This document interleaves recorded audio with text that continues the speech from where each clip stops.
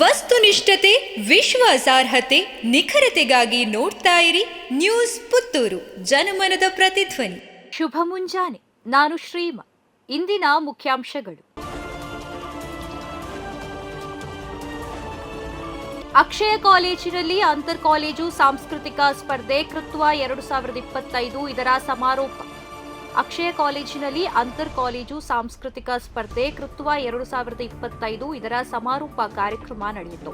ಅಕ್ಷಯ ಕಾಲೇಜಿನಲ್ಲಿ ದಕ್ಷಿಣ ಕನ್ನಡ, ಉಡುಪಿ ಮತ್ತು ಕೊಡಗು ಜಿಲ್ಲೆಗಳನ್ನು ಒಳಗೊಂಡ ಅಂತರ್ ಕಾಲೇಜು ಸಾಂಸ್ಕೃತಿಕ ಸ್ಪರ್ಧೆ ಕೃತ್ವ 2025ರ ಸಮಾರೋಪ ಸಮಾರಂಭದ ಉದ್ಘಾಟನೆಯನ್ನ ಪುತ್ತೂರು ವಿಭಾಗದ ಡಿವೈಎಸ್ಪಿ ಅರುಣ್ ನಾಗೇಗೌಡ ನಿರ್ವಹಿಸಿದರು. ಕಾರ್ಯಕ್ರಮದಲ್ಲಿ ಮುಖ್ಯ ಅತಿಥಿಯಾಗಿ ಡೈಜಿ ವರ್ಲ್ಡ್ ಮೀಡಿಯಾ ವಾಲ್ಟರ್ ಸಂಸ್ಥಾಪಕರು ನಂದಳಿಕೆ, ಗಾಯಕಿ ಜಿ ಕನ್ನಡ ಸರಿಗಮಪ 2020ನೇ ಆವೃತ್ತಿ ಕುಮಾರಿ ಸಮನ್ವೀರ್ ರೈ, ತುಳು ಮತ್ತು ಕನ್ನಡ ನಿರ್ದೇಶಕ ಮತ್ತು ನಟ ರಾಹುಲ್ ಅಮೀನ್ ಭಾಗವಹಿಸಿ ಶುಭ ಹಾರೈಸಿದರು.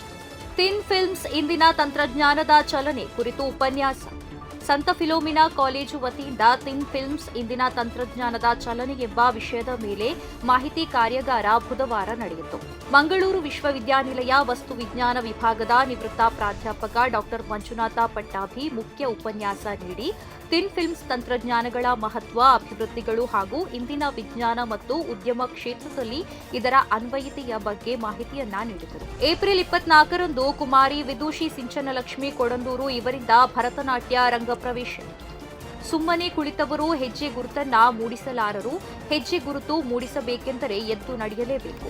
ಕಲಾತ್ಮಕ ಅರ್ಥಪೂರ್ಣವಾದ ಹೆಜ್ಜೆ ಗೆಜ್ಜೆಯ ಸತ್ತಿಗೆ ಅದ್ಭುತ ಭರತನಾಟ್ಯದ ರಂಗಪ್ರವೇಶವು ಏಪ್ರಿಲ್ 24ರಂದು ನಾಟ್ಯ ಸಿಂಚನ ಲಕ್ಷ್ಮಿ ಕೊಡಂದೂರು ರವರು ವಿಟ್ಲ ಗಾರ್ಡನ್ ಆಡಿಟೋರಿಯಂನಲ್ಲಿ ಸಂಜೆ 5 ಗಂಟೆಗೆ ಗಣ್ಯರ ಸಮ್ಮುಖದಲ್ಲಿ ಪ್ರದರ್ಶಿಸಲಿದ್ದಾರೆ. ಪ್ರತಿದಿನದ ಸುದ್ದಿಗಳಿಗಾಗಿ ನೋಡ್ತಾ ಇರಿ ನ್ಯೂಸ್ ಪುತ್ತೂರು, ಜನಮನದ ಪ್ರತಿಧ್ವನಿ. ಧನ್ಯವಾದಗಳು. ವಸ್ತುನಿಷ್ಠತೆ, ವಿಶ್ವಾಸಾರ್ಹತೆ, ನಿಖರತೆಗಾಗಿ ನೋಡ್ತಾ ಇರಿ ನ್ಯೂಸ್ ಪುತ್ತೂರು, ಜನಮನದ ಪ್ರತಿಧ್ವನಿ.